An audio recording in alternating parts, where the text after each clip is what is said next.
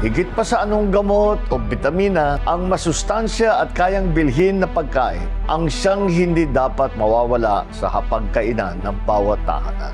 Magkaroon ng murang pagkain para sa lahat. Ang pangarap ko ay wala ng gutom na Pilipino. Matapos ang unang State of the Nation Address o SONA ni Pangulong Ferdinand Marcos Jr. noong ika-25 ng Hulyo 2022, inilatag ng Marcos administration ang 8-point socio-economic agenda nito upang matugunan ang mga pangunahing problema sa bansa. Prioridad ng gobyerno ang protektahan ng purchasing power o kakayahang bumili ng mga Pilipino sa pamamagitan ng pagtiyak sa supply ng pagkain at pagpapababa sa gastos at singil sa transportasyon at kuryente. Ngunit nagawa nga ba ito ng kasalukuyang administrasyon? Kamusta na ang presyo ng bilihin ngayon? Kamusta na ang presyo ng bigas?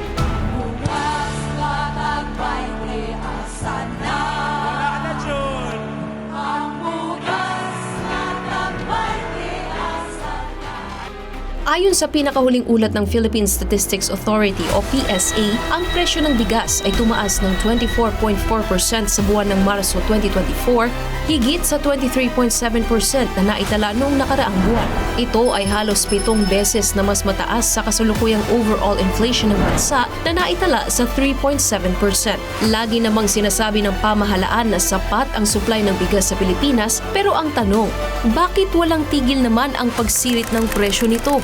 Inakalat inasahan kasi ng publiko na ngayong ipinagkatiwala niya na sa bagong talaga niyang kalihim ng kagawaran ng agrikultura ay mas matututukan na ang kasapatan ng supply ng pagkain, partikular ng bigas sa bansa. Bago naupo sa pwesto si Pangulong Bongbong Marcos, ang presyo ng bigas ay nasa 38 kada kilo para sa regular milled rice. Matatandaan na ilang beses niyang sinabi na tatrabahuin niyang maibaba ang presyo nito sa 20 pesos kada kilo. Magdadalawang taon na siya sa pwesto, pero nananatili pa ring pangarap ang pangakong ito na sana na may hindi tuluyang mapako. Ayon sa PSA, ang karaniwang presyo ngayon ng regular milled rice ay nasa 51 pesos na kada kilo. Ibig sabihin lang yan, para sa mga kumikita ng 610 pesos na minimum wage kada araw dito sa Maynila, kailangan nilang maglaan ng halos 20% ng kanilang sweldo para ipambili ng bigas. Ano naman kaya ang masasabi ng taong bayan patungkol dito? Mahal ngayon. Sobrang mahal na ng bigas talaga ngayon. Di ba yung pangako?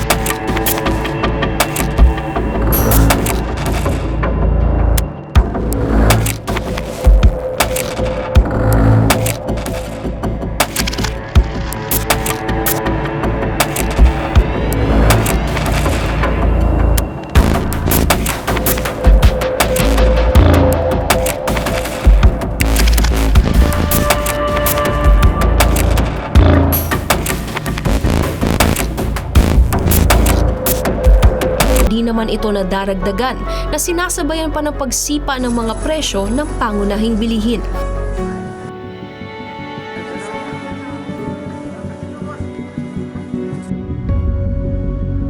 Bago pa nailuklok sa pwesto si Marcos, matatandaan na sinabi niya, Sa tagal ng aking pagsiservisyo, ngayon lang po ako nakakita ng ganitong krisis na hinaharap ng ating bansa ngayon.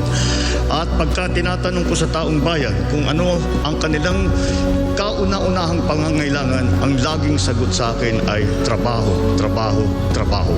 Base na rin sa datos ng PSA, ang unemployment rate ay tumaas nitong buwan ng Enero 2024 kumpara noong Disyembre 2023. Sa kasalukuyan, 1.8 million sa ating mga kababayan ay walang trabaho. Ito ay 3.5% ng labor force ng bansa na nasa mahigit 50 milyon ngayong taon. Mas mababa naman ang bilang na ito kumpara sa mahigit 51 milyong labor force ng bansa noong nakaraang taon. Dagdag pa dyan, halos 1/4 o 25% ng kabuuang populasyon ng Pilipinas ay nasa kahirapan at hindi sapat ang kita upang matustusan ang kanilang pangunahing pangangailangan sa pagkain at iba pang bagay.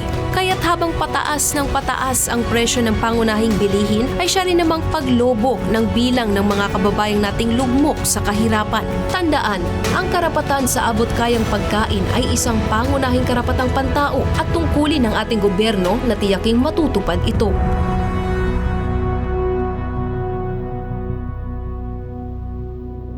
Isa sa mga pangako ni Pangulong Marcos ay ang makapagtayo ng 1 milyong abot-kayang pabahay kada taon.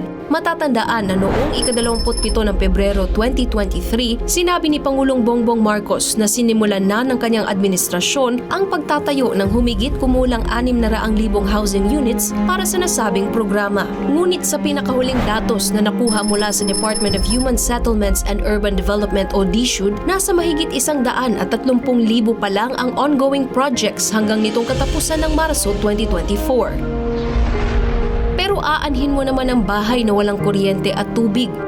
Bago pa naging Pangulo ng Bansa si Marcos, nasa mahigit 10 piso per kilowatt-hour ang kuryente sa Meralco. 2 taon ang nakalipas, halos 11 piso na ito ngayong Abril. Ibig sabihin nito, para sa isang pamilya na kumukonsumo ng humigit kumulang 200 kilowatt-hours na kuryente kada buwan, ang bayarin nila ay tumaas ng halos 160 piso. Parehong usapan din pagdating sa tubig, krudo at transportasyon. Lahat ng ito tumaas sa ilalim ng pamumuno ni Pangulong Marcos.